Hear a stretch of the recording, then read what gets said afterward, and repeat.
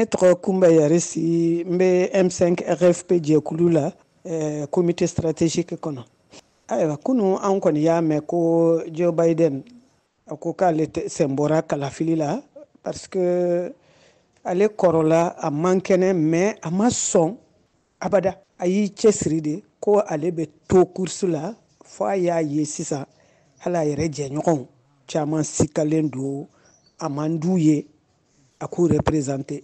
nin kalafili in na donc a y'i sen bɔ mais a y'i sen bɔ kalo joli b'u ni élection cɛ sisan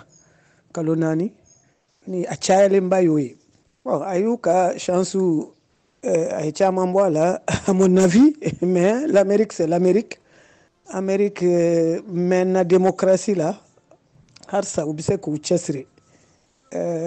anw kɔni maliyɛnw bɛ mun fɔ ne plutôt an ma ɲina Joe Biden ka vice président ya kɔ parce que ka Joe Biden to vice président ya la n'a ka président Obama olu de ye Libi ci anw b'o kɔlɔlɔ de kɔnɔ ni mun gagnera a banna a bɛɛ dama ka kan anw ye. Ne ye Karim Traoré voilà min ye américain ka élection n'a bɛ tali kɛ Joe Biden ka candidature retrait kan hakilina ɲuman de don parce que ni Joe Biden yɛrɛ sisan lajɛ i b'a ye k'a fɔ a kɔrɔlen don kosɛbɛ wa a sɛgɛlen don fana jamana mara a bɛ fɛn caman demander a bɛ galabu kɛnɛya demander a bɛ farikolo kɛnɛya yɛrɛ demander a bɛ hakili yɛrɛ fana kɛnɛya laɲini kosɛbɛ kosɛbɛ wa n'i ye candidat yɛrɛ ta k'a lajɛ i b'a ye k'a fɔ majɛ caman bɛ a la nin fɔlen ninnu kan c'est vrai que kan démocratie ye laɲini kɛ a ka candidature a ka renoncer mais n'i y'a ye a yɛrɛ sɔnna ma vraiment o b'a yira k'a fɔ ko a fana a bɛ a ka parti fɛ kosɛbɛ kosɛbɛ kosɛbɛ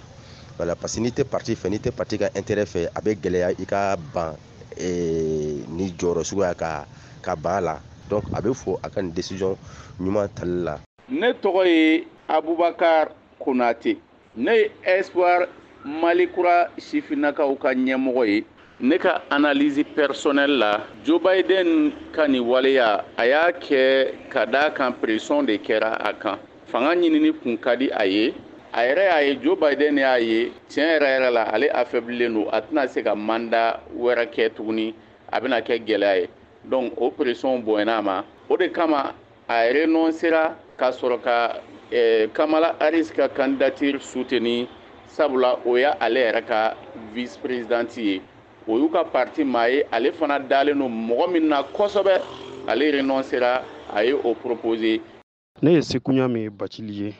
Gesedala ka parti n'o ye RPM ye o kuma lasela yen ye effectivement an yɛrɛ fana y'a ye kunu bataki sera an ma bataki min kɔnɔna la Joe Biden n'o ye États-Unis jamana ɲɛmaa ye ale kɛlen bɛ ka laseli kɛ k'a fɔ a y'i sen bɔ fanga ɲini min n'a bɛ sen na l'Amérique jamana kɔnɔna la an bɛ hakilijigin kɛ k'a fɔ Joe Biden ka nin san 4 fanga min ni a b'a baara kɔnɔna la a kɛra fura ye l'Amérique jamana o ka d'a kan a ye a sen don ko caman na min ye diɲɛ basigi ko olu siraw fɛ a y'i sen don sɔrɔ yiriwali siraw fana fɛ ni ka jɔyɔrɔbaw di l'Amérique jamana ma a ka ni laseli min filɛ nin ye mun bɛ a to a tɛ ni sen don fanga ɲini na bilen donc an bɛ a fɔ a ɲɛna ko an bɛ dugawu dɔn de k'a ye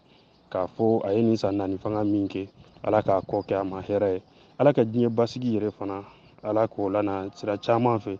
nka sira minnu fana b'a to Amérique kalafiliw